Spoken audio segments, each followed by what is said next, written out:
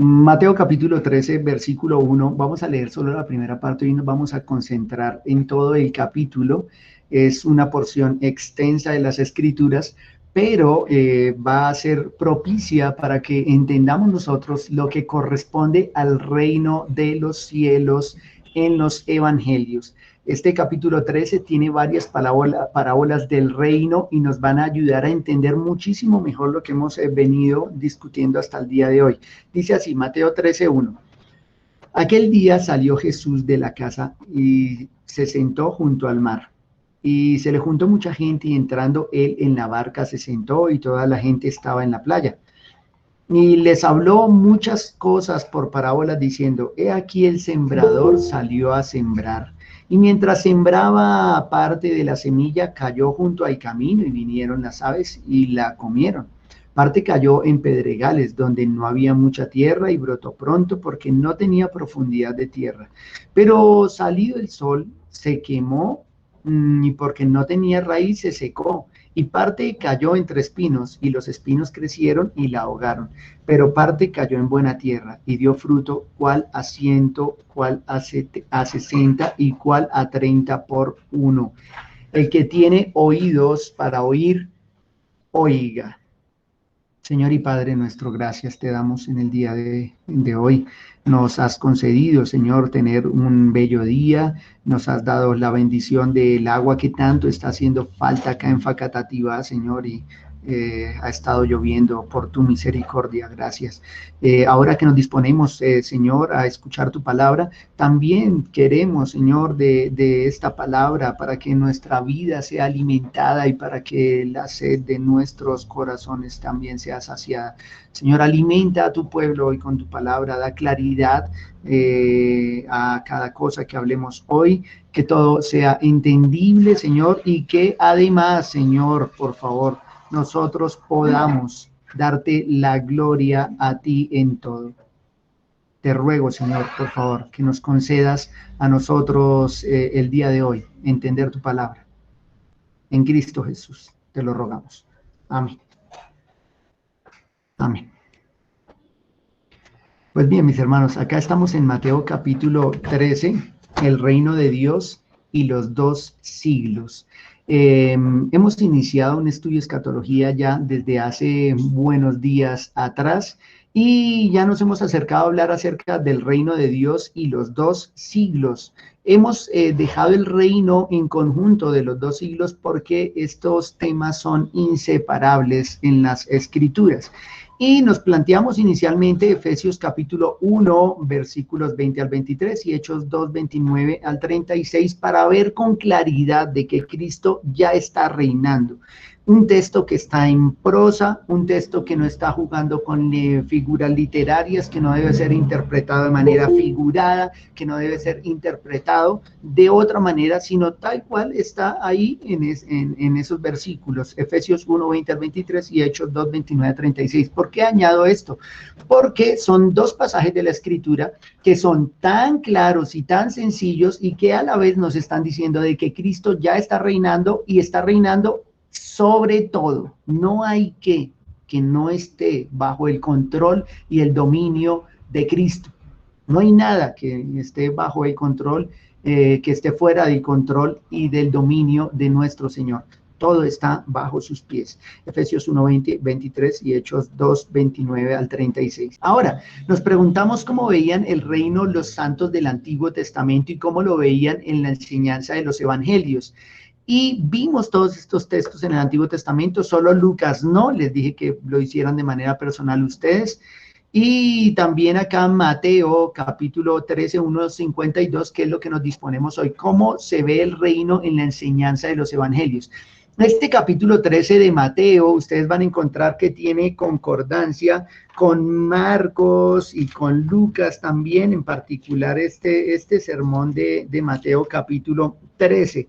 Van a encontrar ustedes textos que corresponden a Marcos capítulo 4 y a Lucas capítulo 8, pero también van a encontrar capítulos de Lucas correspondientes al 13, ya no el 8, sino en el capítulo 13 también, quiere decir de que los otros evangelios, en particular Marcos y Lucas, citan estas mismas enseñanzas de Cristo, pero en otro orden. Acá en Mateo se encuentran reunidas las parábolas del reino. Hoy vamos a ver cómo se ve el reino en la enseñanza de los evangelios. Entonces vimos de que en el Antiguo Testamento veían el reino como la venida de Cristo para dominar a todos los reinos de este mundo, y también como venía a someter a todos los infieles, o sea, la venida del reino como la venida del juicio también. Así se veía en el Antiguo Testamento, la llegada del rey como la llegada del juez, de una para destruir a los impíos, y como vimos también en la predicación de Juan el Bautista,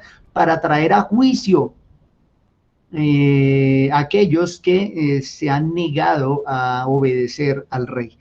Luego de esto, ahora sí nos encontramos con una figura que quiero ilustrar, o sea, quiero ilustrar la manera en que lo veían en el Antiguo Testamento y la manera como se ve en el Nuevo, antes de ir a los textos bíblicos. Entonces, en el Antiguo Testamento encontramos de que el tiempo tendrá su final en la parucía o en la venida de nuestro Señor, porque en el Antiguo Testamento consideran de que una vez viniera el rey, venía el juicio y venía el establecimiento del reino de los cielos, el reino eterno.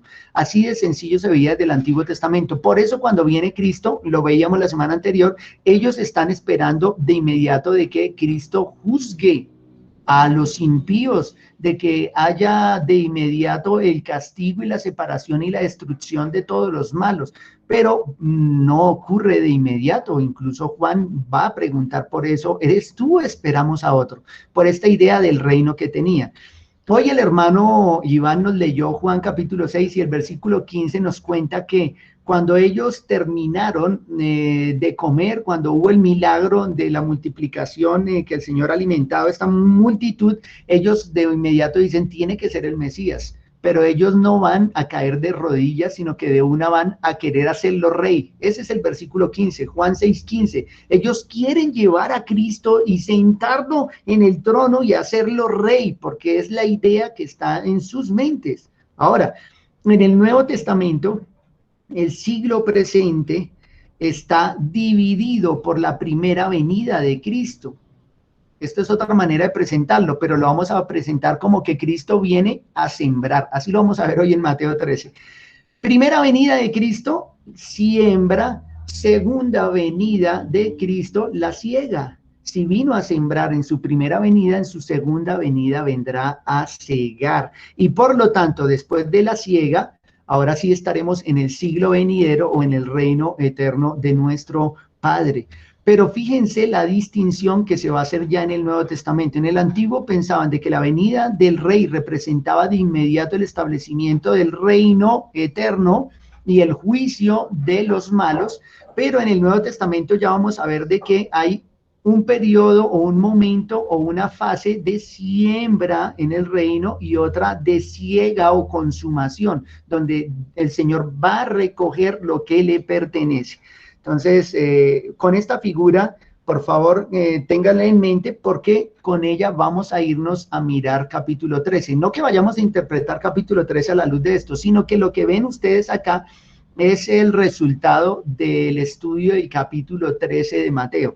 Mateo nos muestra el reino en dos etapas, o en dos fases, o en dos momentos: un momento de siembra y un momento de siega, un momento de pesca, un momento de clasificación, un momento de encontrar el tesoro, un momento de entregar todo por ese tesoro. Nos lo va a presentar de varias maneras, pero en dos fases: el reino establecido y el reino consumado, podemos también llamarlo así. El reino establecido, el inicio de la siembra, y el reino como siega. Entonces acá tenemos estas dos ideas. Vayamos ahora pues a verlas acá en el siguiente capítulo, en la siguiente diapositiva. Ahora sí, abran sus Biblias, por favor, en Mateo 13. Vamos a estar ahí en Mateo 13, no vamos a dar muchas vueltas hoy en la escritura, nos vamos a concentrar en este capítulo.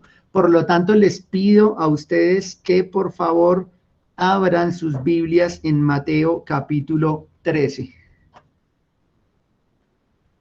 Bien, si ya están ahí, vamos a iniciar la interpretación de este texto no en el orden en que ustedes lo encuentran acá, sino en el orden que nos permita comprenderlo con mayor facilidad.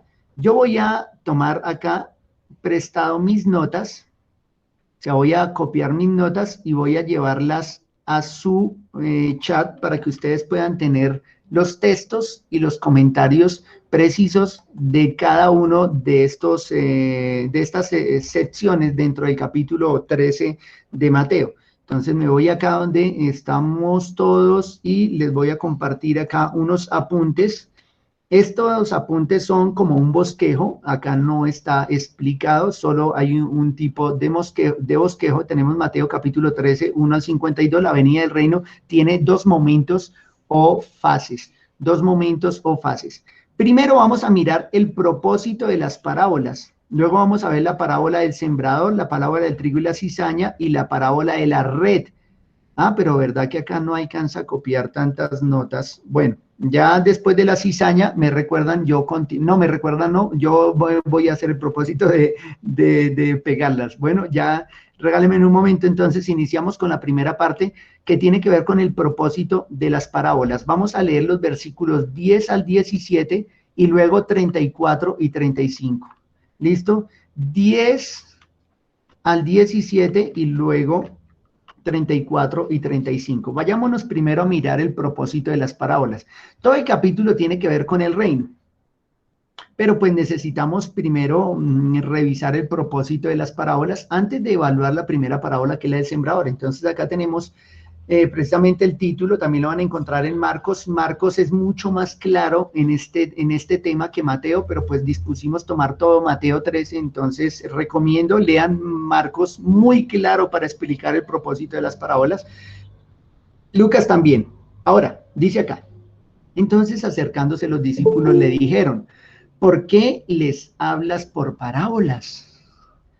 Él respondiendo les dijo, porque a vosotros os es dado saber el misterio del reino de los cielos, mas a ellos no les es dado. Entonces fíjense que la respuesta que tienen los discípulos a la pregunta ¿por qué les hablas por parábolas? Es que el Señor le ha dado, le ha concedido, le ha otorgado, le ha placido. Él quiere que ellos, los discípulos, comprendan los misterios del reino, mas a ellos no les es dado. Quiere decir de que a los otros que estaban escuchando, fariseos, saduceos, escribas, algunos principales sacerdotes, muchos judíos, no les había sido dado comprender el misterio o los misterios del reino. Quiere decir que estas parábolas, precisamente todas las que tenemos acá, se relacionan con el reino de nuestro Dios o el reino de los cielos o el reino de Dios, que no hay distinción entre el reino de los cielos y reino de Dios, aunque muchos pretenden hacer esas distinciones sin ningún fundamento de peso, en realidad, ningún argumento de peso. Reino de los cielos, reino de Dios, reino de Cristo. Entonces, a nosotros nos es dado comprender los misterios, a ellos no. Quiere decir de que no es que hablaba por parábolas para ilustrar y de traer mayor claridad al mensaje para que todos lo entendieran, porque a veces cuando hablamos de parábolas decimos de que el Señor usaba historias que todos conocían y comprendían en su época para traer mayor comprensión a todos los que escuchaban, pero resulta que Cristo dice todo lo contrario. El propósito de las parábolas no es ilustrar y hacer más claro el reino para todos, sino que es para esconderlo de algunos. Así de claro, mas a ellos no los es dado.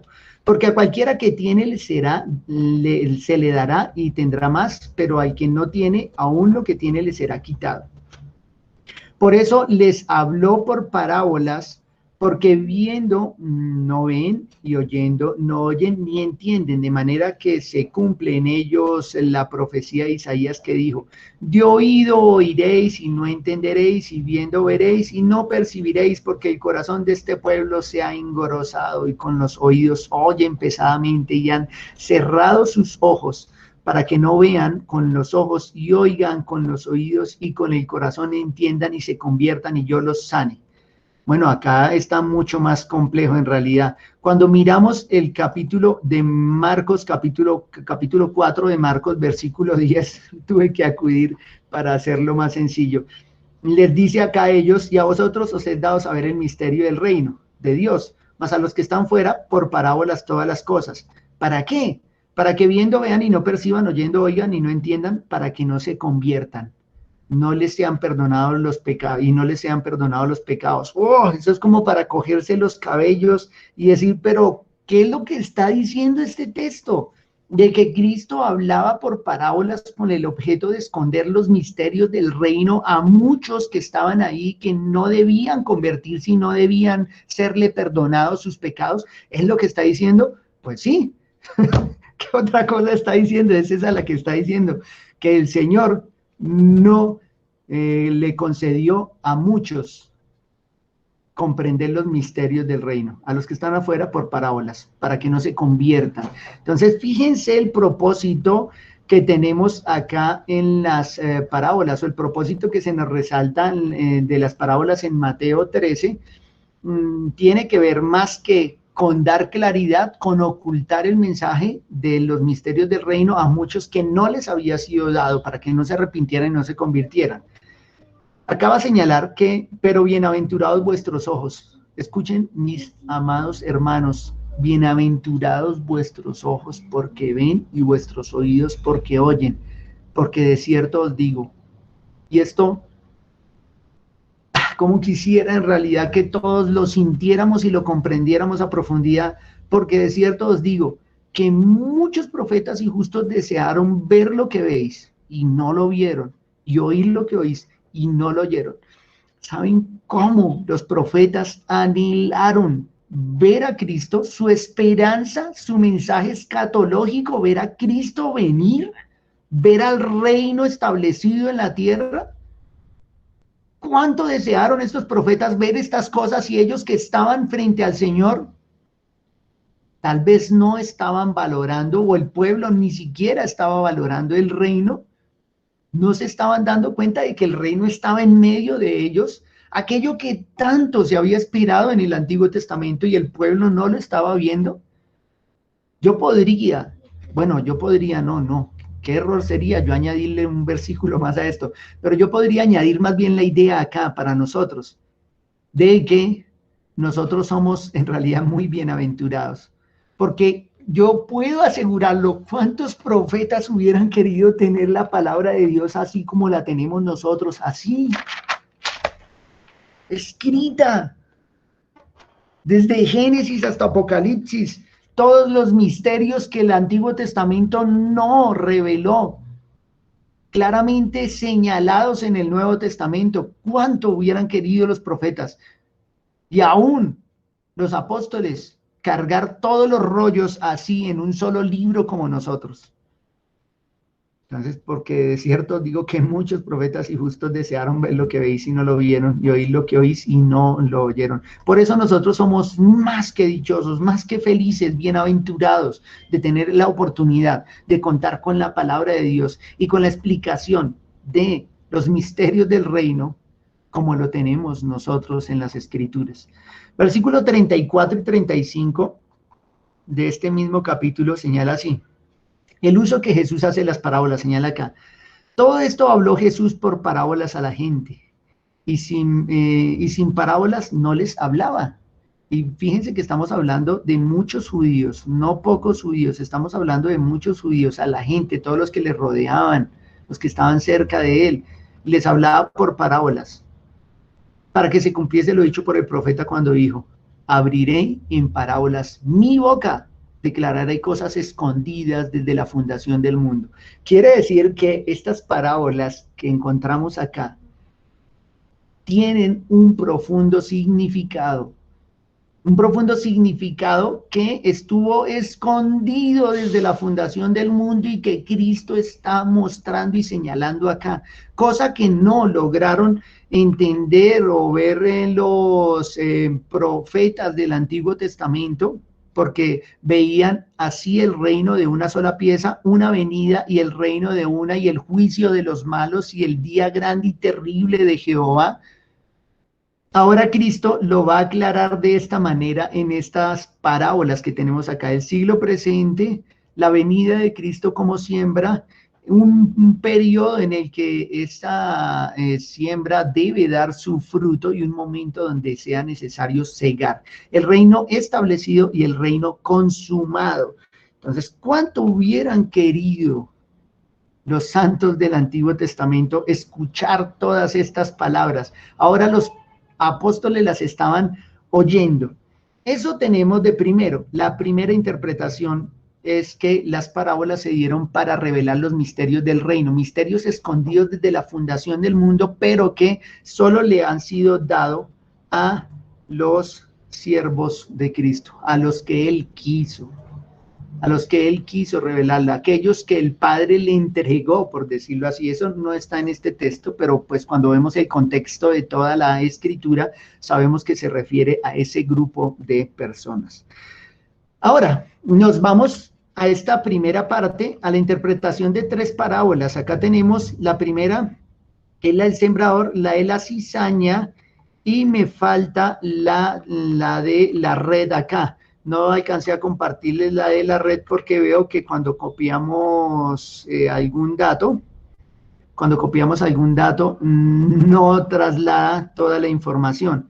Entonces, el copio es del segundo punto, creo que desde el segundo punto ya tenía, para que lo tengan ustedes ahí en su chat y puedan tener el apunte y estar muy atentos con la escritura, lo que vamos a revisar. Entonces, acá puse la última parte de estos puntos. Entonces, revisemos ahora sí en nuestra presentación y en nuestra Biblia lo que corresponde a estas tres parábolas. Mateo 13, acá las tenemos. Las primeras tres son la del sembrador, la de la cizaña y la de la red. En las tres está presente la misma idea de que el reino viene en dos fases. Una fase de siembra, ¿sí? Y una en la que lo sembrado da fruto. Una fase en la que se siembra y otra en la que se ciega y se separa, como ven ustedes, el trigo y la cizaña. Se separa el uno del otro. Y la de la red, que nos da la misma idea, un momento de ir a pescar y otro momento de seleccionar la pesca y arrojar aquello que no sirve. Entonces revisemos estas tres primeras. Miremos la escritura. Ya leímos al iniciar esta, tenemos de que hay un sembrador, salió a sembrar, y encontramos varios terrenos. Encontramos junto al camino, los terrenos los señalé, los subrayé, nada más. Entonces tenemos junto al camino, en pedregales, en espinos y en buena tierra. Yo sé que pudiéramos tener muchas aplicaciones de esto, pero como hoy estamos concentrados en el reino, no voy a poder hacer todas las aplicaciones que quisiéramos en relación a estas cosas. Solo que veamos el reino acá presente. Porque al principio se nos va a hablar acerca de, que les habló en muchas parábolas, y inicia con esta, que él había salido a sembrar, el sembrador, y cayó junto al camino y vinieron las aves y la comieron. Claro, semillas que caen no en la tierra, sino en el camino, los pajaritos las cogen y se las comen. Tenemos unos pedregales, obvio, y en pedregales donde no hay mucha tierra, pues brota pronto la matica, pero como no hay profundidad, entonces, ¿qué pasa con esa mata que no tiene profundidad de tierra? O sea, que las raíces no pueden ir mucho más allá. Pues cuando sale el sol se quema, la razón es porque no tiene raíz y se seca. En otra parte cae entre espinos y dice que los espinos crecieron y la ahogaron. Imagínense esa semilla ahí y es ahogada por espinos y no puede surgir, o sea, no puede crear, brotar la matica, entonces se muere en medio de esos espinos, se ahoga. Y la otra tierra que nos presenta es la buena tierra, que en esa tierra, claro, cayó la semilla y dio fruto, cuál a 100, cuál a 60 y cuál a 30 por uno. Esta parábola va a ser interpretada por él mismo después de haber dado el propósito de las parábolas. Ahora fíjense lo que tenemos acá. Explica la parábola del sembrador. Dice, oíd pues vosotros la parábola del sembrador. Cuando alguno oye la palabra del reino, atentos, palabra del reino, y no la entiende, viene el malo y arrebata lo que fue sembrado en su mente, en su corazón, que es lo mismo. Este es el que fue sembrado junto al camino. Entonces hagamos claridad de que la palabra del reino es la semilla que nosotros habíamos visto acá. El sembrado salió a sembrar. Esa semilla es la palabra del reino, palabra del reino. Estamos hablando del evangelio en realidad. El evangelio es la palabra del reino. Dice que no la entiende, viene el malo, acá el malo pues es el pajarito que viene y se come la semillita que no está en buena tierra, y arrebata lo que fue sembrado de su corazón, o sea, de su tierra, por decirlo así, y por lo tanto no hay fruto. Enseguida nos dice en el 20, y el que fue sembrado en pedregales, este es el que oye la palabra y al momento la recibe con gozo. Ese tipo de personas las hay, el que escucha y se emociona. Recuerdo yo hace años, cuando alguien llegaba a la iglesia y llegaba así, se emocionaba mucho. Recuerdo que una vez nuestro pastor dijo, espere, yo ya no me emociono cuando veo a alguien así. Y yo dije, pero ¿por qué? Es que uno ver a alguien nuevo, emocionado por la palabra de Dios, que recibe con gozo la palabra de Dios, eso es algo lindo. Pero pues la experiencia cuenta, claro que sí. Parece ser muy notable que a veces se recibe la palabra con mucho gozo, pero como no tiene raíz en sí, sino que es de corta duración, pues al venir la aflicción y la persecución, ¿qué pasa con el hermano? El que decíamos o creíamos que era hermano, aclaro, no digo el hermano, sino el que creíamos que era un hermano que ha puesto su fe genuina en Cristo. Bueno, pues cuando viene la aflicción y la persecución por causa de la palabra del reino, este tropieza, se luego tropieza, ya. Entonces nos queda acá esta cuestión de que los pedregales es aquel lugar donde, o aquel corazón, o aquella mente que recibe con mucho gozo, pero que venida la aflicción o la persecución, pues tropieza. Este lo puse en morado precisamente porque el tropiezo o la aflicción se señalan acá como el sol. El sol es el que sofoca, pone a la persona en tribulación o persecución, es como la metáfora ahí, venida la aflicción, tropieza. Añade, el que fue sembrado en espinos, este es el que oye la palabra, pero el afán de este siglo y el engaño de las riquezas ahogan la palabra y se hace infructuosa. Fíjense que el afán y el engaño es señalado en la parábola como los espinos. Los espinos crecen y ahogan la semilla. Entonces acá nos los ha señalado esos espinos como el afán y el engaño de las riquezas. Eso ahogan en la palabra y se hace infructuosa.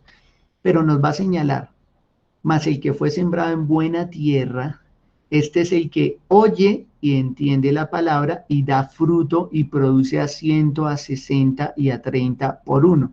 Entonces acá tenemos el primer énfasis acerca del reino. Uno, la predicación del evangelio tiene que ver con el establecimiento del reino de Dios. Estamos hablando de la primera fase, por decirlo así, del reino, de este establecimiento del reino.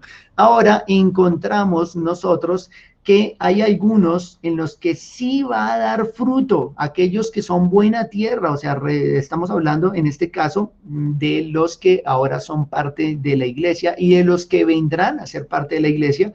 Ellos van a dar fruto. Y saben ustedes de que la planta da fruto y cuando ha dado fruto, ¿qué viene?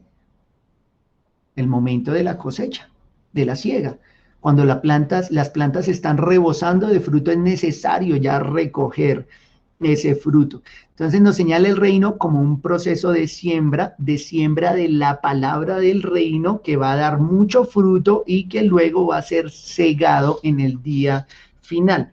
Tenemos la cizaña que nos va a presentar la misma idea. Ahí les puse a ustedes en el chat acerca de la cizaña, por lo menos el trigo y la cizaña, dos cosas. Uno, Cristo vino primero como sembrador y vendrá de nuevo como segador. Escuchen, Cristo vino primero como sembrador, Cristo es el sembrador y luego vendrá como segador. Añadí, encontramos claramente el tiempo de siembra y de siega en el reino. En el reino es el ámbito acá, que ustedes ya me entienden la palabra ámbito, y la consecuente separación en el momento de la siega. Ahí tenemos esos dos aspectos. En cuanto a la red, encontramos la misma idea del reino en dos fases, pesca y clasificación. Fijémonos en esta parábola del trigo y la cizaña. Y se le refirió otra palabra diciendo, el reino de los cielos es semejante. Atentos. Otra parábola para el reino de los cielos es semejante a un hombre que sembró buena semilla, ya saben ustedes de qué estamos hablando de buena semilla. Ahora, un hombre que sembró buena semilla en su campo, esto es lo que le pertenece a él, en su ámbito, por decirlo así, en su ámbito, en su reino. Pero mientras dormían los hombres, vino su enemigo y sembró cizaña entre el trigo y se fue. De verdad, ese tiene que ser un malo desocupado, que tiene que venir al terreno y al campo de un hombre y sembrar cizaña para dañarle el cultivo. Sembró cizaña entre el trigo y se fue. Entonces recuerden, el hombre que siembra lo tenemos en rojo, la semilla en naranja y acá tenemos el enemigo en moradito. Y bueno, la cizaña lo tenemos en verde para que lo tengan presente. Y cuando salió la hierba y dio fruto, entonces apareció también la cizaña. Obvio, sale la hierba, da fruto, pero pues también había cizaña sembrada en medio a causa del enemigo, entonces esa también apareció. Vinieron entonces los siervos del padre de familia y le dijeron, Señor, ¿no sembraste buena semilla en tu campo? ¿De dónde pues tienes cizaña? Él les dijo, un enemigo ha hecho esto. Y los siervos le dijeron, ¿quieres pues que vayamos y la arranquemos? Y él les dijo, no, no sea que al arrancar la cizaña arranquéis también con ella el trigo. Dejad crecer juntamente lo uno y lo otro hasta la siega. Dos palabras importantes acá. Uno, crecer.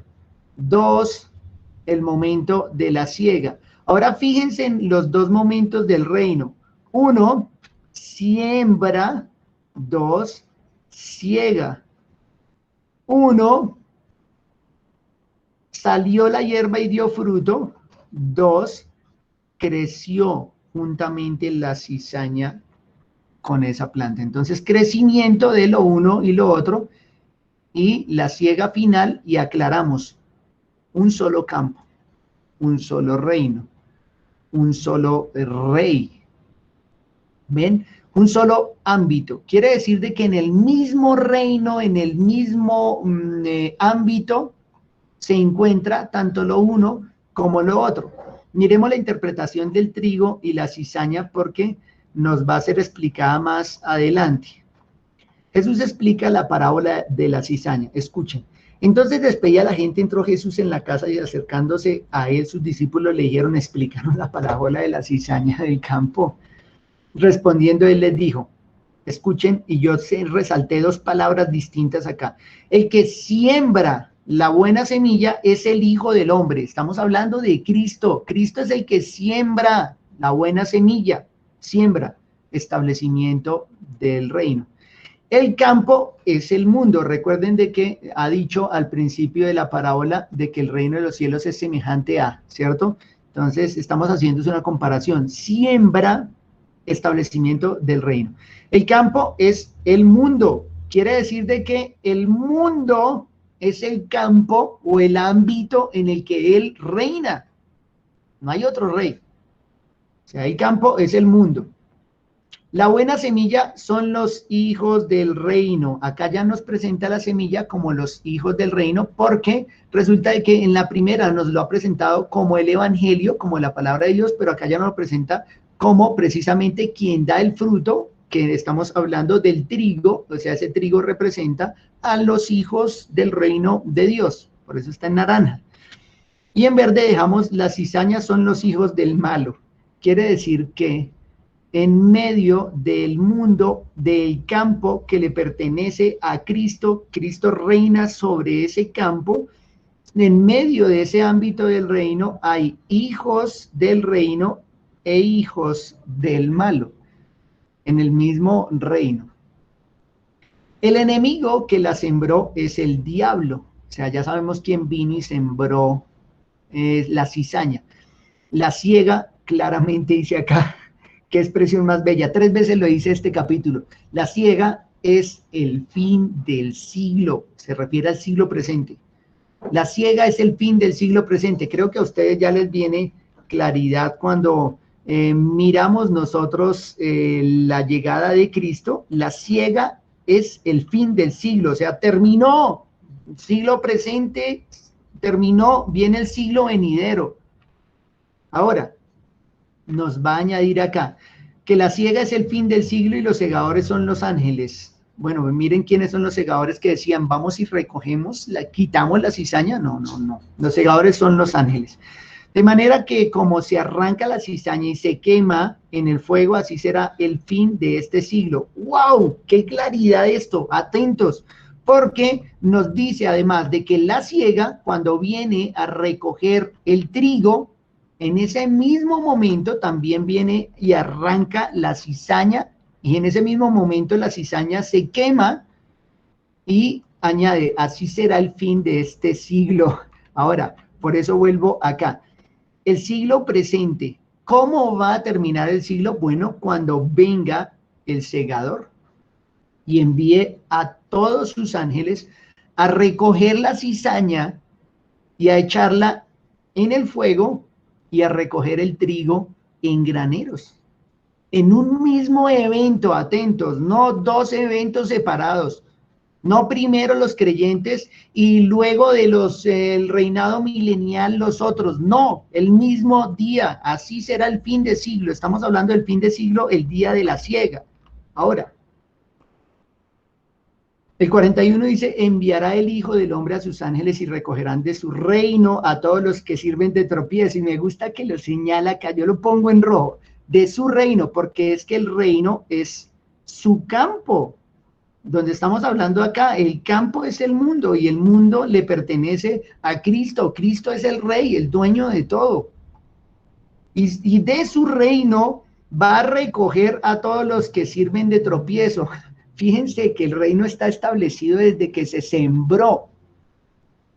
Y el trigo está creciendo, la iglesia, los hijos del reino están creciendo, y llegará un momento donde ellos deban ser guardados en el granero, pero del mismo reino, o sea, del mismo ámbito del reino, va a sacar a los que ocasionan tropiezo y los echará al horno de fuego, y allí será el lloro y crujir de dientes. Entonces los justos resplandecerán como el sol en el reino de su Padre.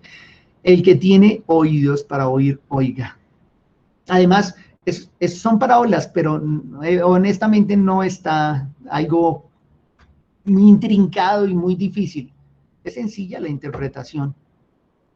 Pero hemos querido desviar la escatología sin mirar siquiera los evangelios. Por eso hemos venido en orden. Miremos primero el reino, cómo se consideraba el reino en el Antiguo Testamento, qué esperaban ellos del reino, cómo se establece el reino, y bueno, al final estaremos viendo en detalle cuando llegue la consumación del reino. Apenas vamos en el establecimiento del reino.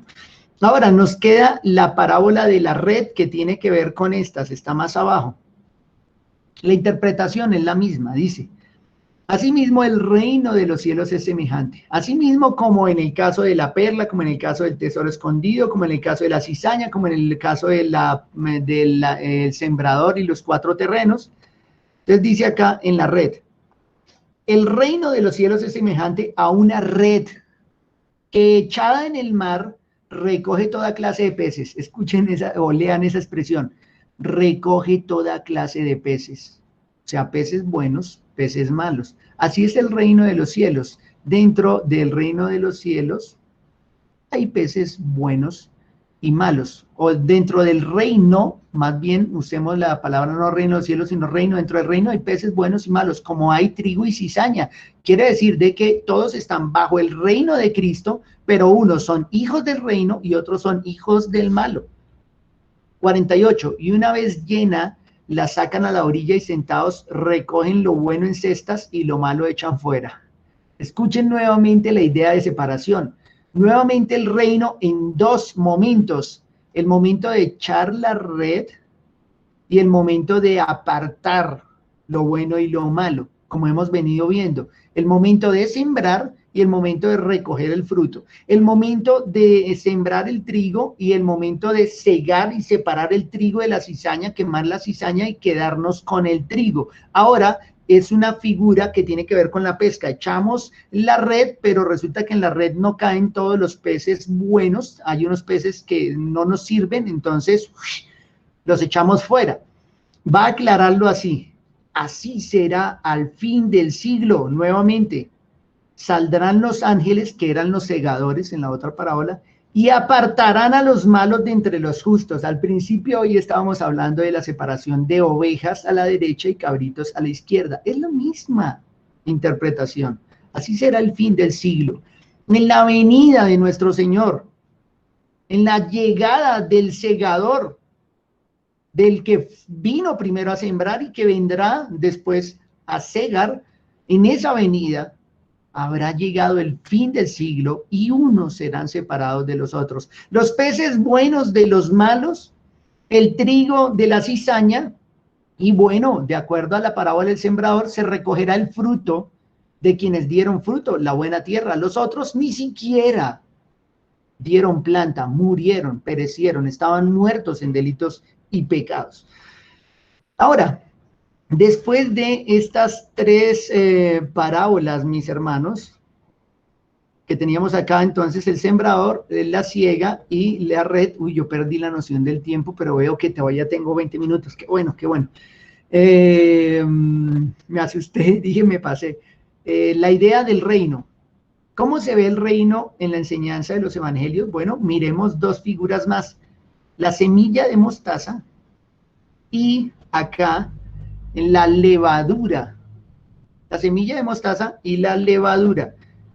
Como les dije que les iba a compartir, como les dije que les iba a compartir las notas, las tengo separados por colores. Ahora les voy a compartir el azulito, para que ustedes tengan ese apunte también acá. En cuanto a estas dos que tienen que ver con la levadura y con la semilla de mostaza, ahí les he copiado los datos. Aquí también encontramos la idea del reino. Acá también encontramos la idea del reino en dos momentos: siembra y crecimiento, y en el caso de la levadura, encontramos también en la levadura y el crecimiento de la masa. Estas dos refieren al crecimiento del reino: la semilla de mostaza y la levadura. Miremosla en las escrituras. Nos toca regresar un poquito porque ya vieron ustedes que acá tenemos estas parábolas en el orden que tiene acá, pero para interpretación yo cambié el orden para hacerlo más sencillo. Parábola de la semilla de mostaza. Fíjense lo que dice acá. Otra parábola le refirió diciendo: el reino de los cielos es semejante al grano de mostaza, que un hombre tomó y sembró. Escuchen, un grano de mostaza que un hombre, señalo acá, recuerden la idea del sembrador, tomó y sembró en su campo. Volvemos a, debería haberle puesto en su, estamos hablando de su campo, lo que le pertenece. Sembró ahí una semilla o un granito de mostaza. Dice acá: el cual a la verdad es la más pequeña de todas las semillas, pero cuando ha crecido, vamos a confrontar este sembrar con el crecimiento. Cuando ha crecido es la mayor de las hortalizas y se hace árbol, de tal manera que vienen las aves del cielo y hacen nidos en sus ramas. Esta siembra nos habla del establecimiento del reino, y esta nos habla del crecimiento del reino. ¿Cómo crece el reino? Que partiendo de algo insignificante, algo que no vieron, algo que no se dieron cuenta ellos que estaba pasando en medio de su ciudad, en medio de su contexto, aquello terminaría creciendo y haciéndose tan grande. No es la única interpretación, voy a achicar el texto para que podamos compararla a las dos. Se les va a hacer un poquito más difícil porque lo achiqué, pero quería que comparáramos con la levadura, la mostaza y la levadura. Dice, otra parábola les dijo, el reino de los cielos es semejante a la levadura. Entonces comparamos grano de mostaza con levadura, que tomó una mujer, acá añade una mujer, acá era un hombre. Cosa que, honestamente, en cabeza de los judíos que pudieran lograr entender un poco esto, era terrible, era como cuando el Señor en la parábola, que en la única parábola que es de la oveja perdida, la moneda perdida y el hijo pródigo, en esa parábola se atreve a poner a una mujer buscando su moneda y esa mujer representa a Dios en esa figura, o sea, una mujer representando a Dios en esa figura. Los judíos se habían arrancado los cabellos, pero lo que quería señalar Cristo es que aquellos que ellos habían excluido del reino de los cielos, a las mujeres que las habían sacado, que no les permitían entrar a las sinagogas y ser enseñadas, aquellos judíos que habían excluido a las mujeres, ahora ellas eran incluidas también en el reino de los cielos. Y acá tenemos, curiosamente, nuevamente, una figura igual a la de la mujer buscando la moneda, pero acá es una mujer escondiendo 3 medidas de harina hasta que todo fue leudado. Entonces piensen o miren la confrontación. El reino es semejante a un grano de mostaza de la levadura, que un hombre siembra o que una mujer esconde en 3 medidas de harina. Entonces acá se siembra la semilla en un campo, ¿cierto? Y acá se ponen la levadura en 3 medidas de harina. Y el resultado es el mismo, el reino crece de tal manera como ellos no lo podían haber imaginado. Acá dice hasta que todo fue leudado. No somos expertos en esto. Yo le mandé un mensaje a nuestro hermano Faber y le dije, hermano, explíqueme cuánta levadura le echa usted a la harina. Y bueno, él me habló acerca de eso y yo hice el porcentaje y es cerca de un 2,5% en relación a la cantidad de la harina. ¿Cuánto es un 2,5% en relación a la masa? O sea, eso es prácticamente nada. O sea, eso es un poquitín. Y ese poquitico de levadura, o esa pequeña semilla, ese pequeño grano de mostaza, terminan dando un gran árbol o leudando toda la masa. Este nos habla de crecimiento del reino, pero nos lo señala de 2 maneras. Como un momento de siembra o de meter la levadura en la harina, como metemos la semilla en la tierra, y en los dos un proceso de leudado o de crecimiento. El reino de los cielos crecería de tal manera desde su establecimiento hasta la venida de nuestro Señor al final, de una cosa admirable, incomprensible para nosotros. Además de estas 2 parábolas, se nos van a añadir también las del tesoro y la perla. La perla está ahí dentro del tesoro. Yo la estuve buscando, pero no sé qué se me hizo la imagen. Ahí, imagínense dentro de la cajita. Ahí está la perla y el tesoro. Están las 2. Vamos a revisar la de la perla y el tesoro, pero bueno, para precisamente hablar de estas 2, les voy a regalar las notas que tenemos de estas 2 últimas, que son el tesoro escondido y la perla de gran precio. Ya se las paso ahí para que ustedes puedan tener los versículos exactos y los pocos comentarios, porque es un bosquejo nada más lo que se encuentra ahí. Entonces ahí les he compartido acerca del tesoro escondido y la perla de gran precio. 2 énfasis encontramos aquí: el tesoro, que es el reino, o la perla, que es el reino, como presente, escondido y de gran precio. Escuchen, como presente, escondido y de gran precio. Y la necesidad de sacrificar todo por obtener ese tesoro o la necesidad de sacrificar todo por obtener esa perla. Eso es lo que tenemos presente acá. Revisemos ahora entonces el tesoro y la perla. Acá está el tesoro escondido y la perla de gran precio. Voy a agrandar nuevamente para que ustedes vean mejor. El tesoro escondido y la perla de gran precio. Podemos señalar lo mismo, el reino es semejante, un tesoro. Acá tenemos un mercader que busca buenas perlas. Yo no señalé acá las perlas. Un tesoro, unas perlas. Y acá tenemos un hombre que halla el tesoro y un mercader que busca buenas perlas. En los dos encontramos el mismo verbo de hallar o encontrar, hallar el tesoro o encontrar la perla, y en los dos encontramos la idea de vender todo, entregarlo todo para ir a adquirir ese campo donde está el tesoro, o venderlo todo para comprar esa perla. Fíjense esta comparación. Además, el reino de los cielos es semejante a un tesoro escondido en un campo, el cual un hombre halla y lo esconde de nuevo, y gozoso por ello va y vende todo lo que tiene y compra aquel campo. Y señala acá la misma idea.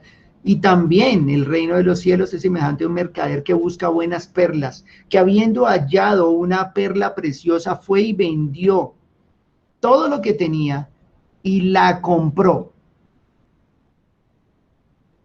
Énfasis que tenemos en estos versículos. El reino de los cielos ya está presente, pero nos señala que está escondido este texto. Ya está presente, pero está escondido. Acá no nos dice que está escondido, pero acá hay que buscarlo. Y si hay que buscarlo es porque no está a la vista, pero ya está presente. Y es muy valioso. Y si los hombres lograran entender el valor que tiene el reino de los cielos o el ámbito de su reino, que es la iglesia, que es la salvación, que podemos ver la salvación también como un ámbito de su reino, si las personas lograran el valor que lograran ver el valor que tienen, irían y venderían todo lo que tienen. Y cuando decimos venden todo lo que tienen, es que entregarían todo o dejarían todo atrás por el amor a Cristo. Piensen que el mismo Pablo va a señalarlo de esa manera cuando está hablando allá en Filipenses capítulo 3, diciendo de que él era judío y señala y saca todas sus credenciales, todo lo que sabía, todo lo que había aprendido en la vida, todo lo que había hecho, cuán riguroso había sido, de qué tribu, a qué pueblo pertenecía, todo lo que había hecho.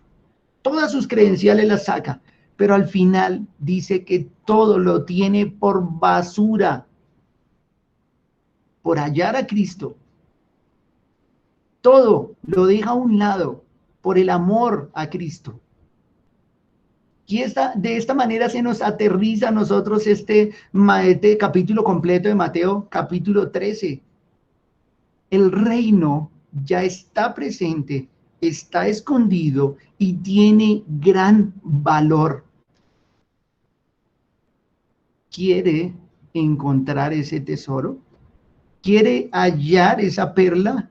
Bueno, tiene que negarse a sí mismo, tiene que tomar la cruz de Cristo y tiene que seguirle, pero no puede seguirle con todas sus cosas y con todos sus planes. Deje a un lado todo lo que tiene por el amor a Cristo. Ninguno que no deja a padre, madre, hermano, esposa, hijos y todo lo que tiene por amor a Cristo no es digno de ser llamado un discípulo de Cristo. Y el Señor no nos está mandando a nosotros a destruir nuestras familias, nos está mandando a poner a Cristo primero. Él está primero. Él es el Rey. Esa es la perla de gran precio. Ese es el tesoro que nosotros debemos buscar. ¿Tienes tú ese tesoro? ¿Has encontrado tú esa perla? ¿Has hallado ese tesoro?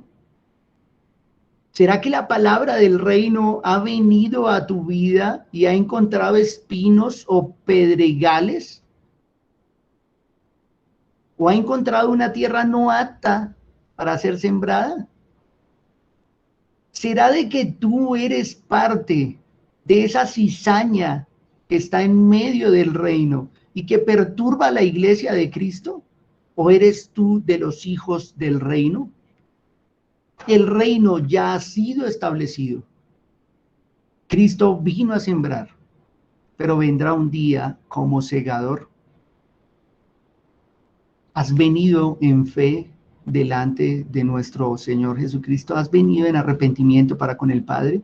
¿Habrá fruto que recoger cuando venga la consumación del reino? Cuando venga a separar a los peces a unos de otros, cuando venga a separar el trigo y la cizaña, cuando venga el fin del siglo, como lo señalaban estos textos, cuando aparezca cuando llegue la siega, el fin del siglo. Recuerden, mis hermanos y personas que me escuchan ahora, Cristo sembró,